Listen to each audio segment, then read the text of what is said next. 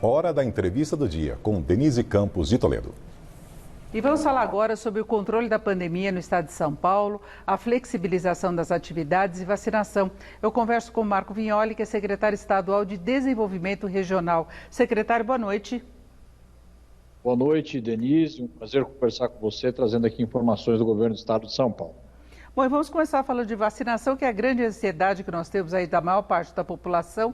E ontem o governo do estado antecipou algumas etapas, inclusive quando chegar no final aí dessa faixa etária acima de 60 anos, que vai começar também alguns grupos prioritários, pessoas que têm comorbidades, algumas doenças e grupos profissionais. Eu queria saber como é que é a definição dessa estratégia, desse cronograma adicional.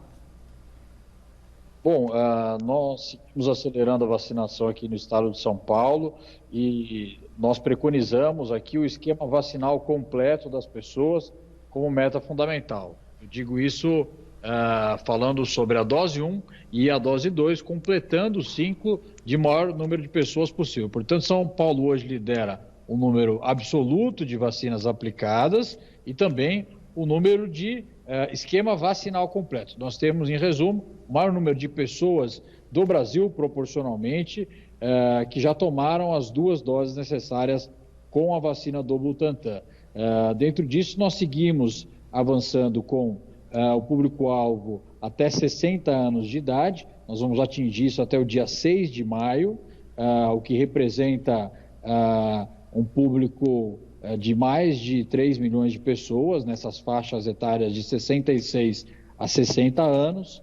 Na sequência disso, avançamos com as comorbidades, síndrome de Down de 18 a 59 anos, no dia 10 de maio, pacientes renais em diálise, dia 10 de maio, entre 18 e 59 anos, pacientes com imunossuprimidos, de 18 a 59 anos também, no dia 10 de maio. A partir do dia 11 de maio, nós vamos aplicar naquele público que trabalha com serviços essenciais e que tem uma grande exposição ao longo desse período de pandemia. Os metroviários e ferroviários, que levam diariamente milhões de pessoas aqui no transporte público de São Paulo, no metrô e na CPTM, e na sequência, no dia 18 de maio, os motoristas e cobradores de ônibus de todo o estado de São Paulo. Agora, secretário, como é que são definidos esses grupos profissionais? Como é que vão ser definidos os novos grupos depois? Porque nós temos várias categorias que têm um contato direto com o público, Muita gente, por exemplo, fala dos aplicativos de transporte, não apenas transporte público, mas, por exemplo, quem trabalha com Uber, tem uma série de categorias que também tem essa exposição, não é?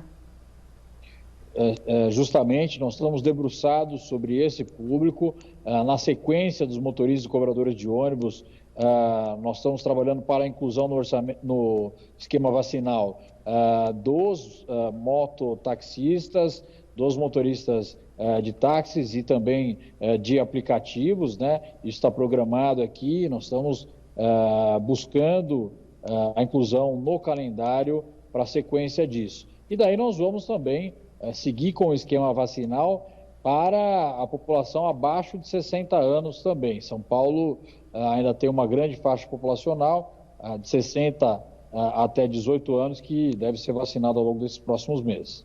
Agora, secretário, em relação às comorbidades, desde o começo se alerta a questão da vulnerabilidade maior de quem tem diabetes. Por que não entrar, esse grupo não entrou entre essa faixa prioritária agora que partiu para essa questão das doenças?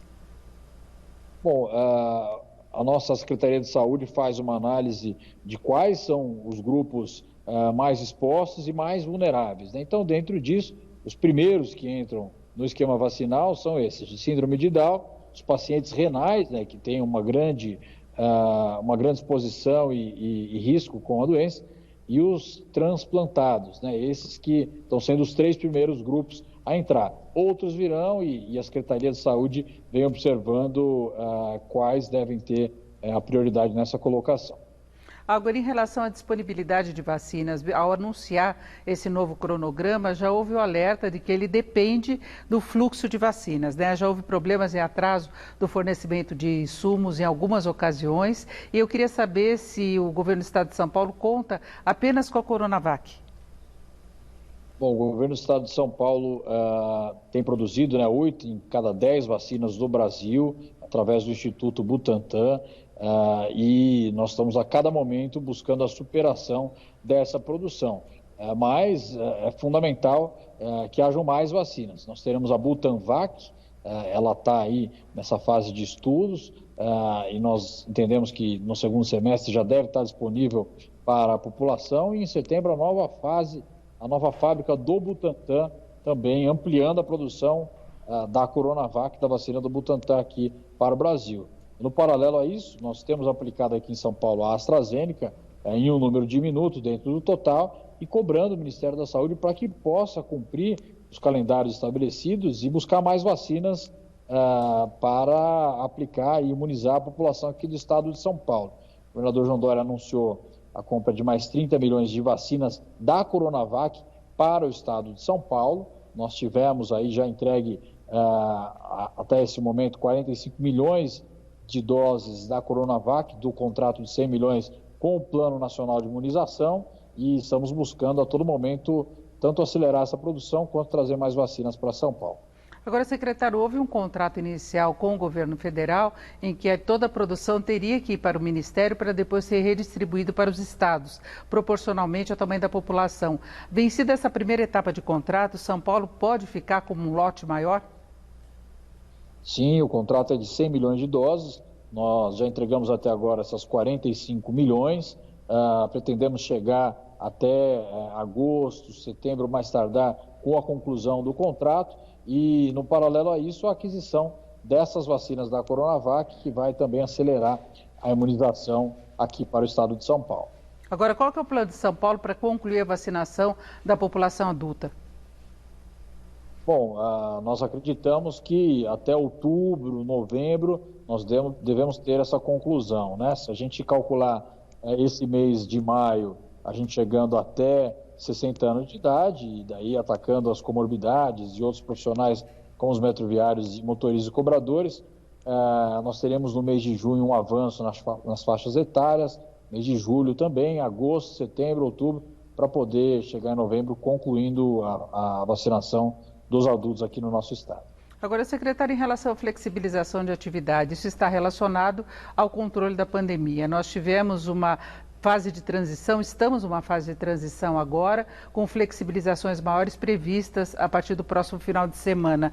Agora, a economia continua sofrendo as consequências. O senhor acredita que os planos lançados pelo Estado de São Paulo e mais os programas do governo federal, alguns que serão retomados agora, podem minimizar esses danos? Fechamento de empresas, desemprego, a situação hoje parece mais complicada em alguns ramos de atividade. Sem dúvida, Denise. Bom, saiu essa semana uma previsão do PIB do Chile, por exemplo, e a perspectiva é que ele cresça quase o dobro do que vai crescer o PIB do Brasil ao longo desse ano. Isso se dá por conta de um atraso na imunização da população do país. O governo federal foi negligente ao longo desse período e essa negligência, esse atraso na vacinação prejudica a economia, prejudica o nosso comércio, prejudica como um todo o giro de capitais aqui no nosso país e esse crescimento. Portanto, o que vai nos trazer de volta em uma retomada contundente é, de fato, essa aceleração da vacinação no nosso estado. Por isso que o governador João Dória lutou desde o primeiro momento para que a gente pudesse ter a vacina aqui. E, no paralelo a isso, cuidar daqueles que mais precisam. Nós estamos aplicando agora o Bolsa do Povo, um projeto que vai trazer até R$500 para as famílias vulneráveis. Isso também vai fazer ter mais giro de recursos aqui no estado e os apoios fundamentais para o empresariado através de crédito no Banco do Povo e no Banco Desenvolve São Paulo. Mas todos sabemos o sofrimento que tem sido para todos ao longo desse período e é fundamental que o governo federal possa trabalhar com seriedade ajudando o empresariado nesse momento. Agora, secretário, alguns infectologistas acharam muito precipitada a retomada de atividade aqui em São Paulo depois dessa segunda onda pesada. E eu lembro que, inclusive, o Chile hoje vive dificuldades novamente, apesar da vacinação estar muito avançada, dessa previsão melhor em relação à economia, eles também estão registrando novos casos. São Paulo está preparado para isso? Tem um monitoramento muito próximo? Bom, nós temos visto resultados muito contundentes naqueles países que já superaram às vezes 60%, 70% de imunização, como Israel, né? Israel é um exemplo bem sucedido disso e uma esperança para todos nós podermos chegar até lá. Dentro disso, nós analisamos o período que nós estamos como uma fase de transição, uma melhora perante o grande pico acontecido no mês de março e nas primeiras semanas de abril, que nos causou uma grande preocupação em torno dos leitos de UTI, mas um período em que já vemos uma perspectiva de melhora muito concreta.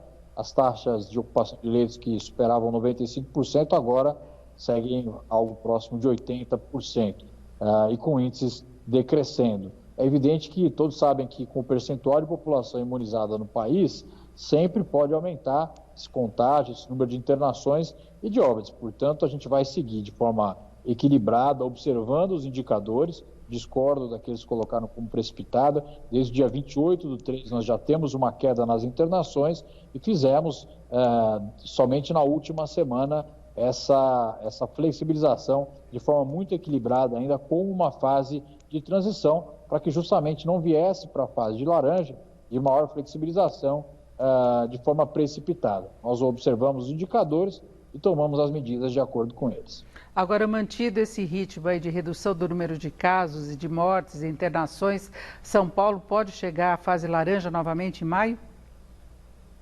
Pode sim, Denise. Nós observamos cada momento da pandemia e vamos fazendo as adaptações necessárias, tanto para que haja dentro da sociedade uma compreensão e um acompanhamento dessas medidas, né? A pandemia tem a responsabilidade de combate por todos nós, governos e sociedade, e essa adesão é sempre medida em torno das medidas tomadas, né? Nós poderemos ter de volta a regionalização, que vai daí sim olhar para cada uma das regiões de novo e voltar com regime de cores, né? Fase laranja, fase amarela, essa situação melhorar um pouco mais, até mesmo a fase verde, que já tivemos no segundo semestre do ano passado. Agora, secretário, rapidamente para encerrarmos, a questão do kit intubação está resolvida? Bom, a questão do kit intubação ainda é um problema em São Paulo e no Brasil, né? Nós tivemos uma compra centralizada pelo governo federal, portanto, com a compra centralizada, sobretudo nesse momento, a responsabilidade de distribuição fica focada no próprio governo federal. O governo do estado tem estoques nos seus hospitais, mas os municípios sofrem muito nesse momento. Nós temos apoiado esses municípios, eles utilizam também medicamentos correlatos para fazer intubação, mas o governo federal ainda não normalizou os estoques no nosso país, nem com a produção brasileira, também não normalizou com a importação de insumos, a compra que seria com a OPAS. Portanto, nós seguimos com essa preocupação aqui no estado de São Paulo e no Brasil. Ouvimos Marco Vignoli, que é secretário estadual de Desenvolvimento Regional. Secretário, muito obrigado, uma boa noite. Eu que agradeço, um grande abraço.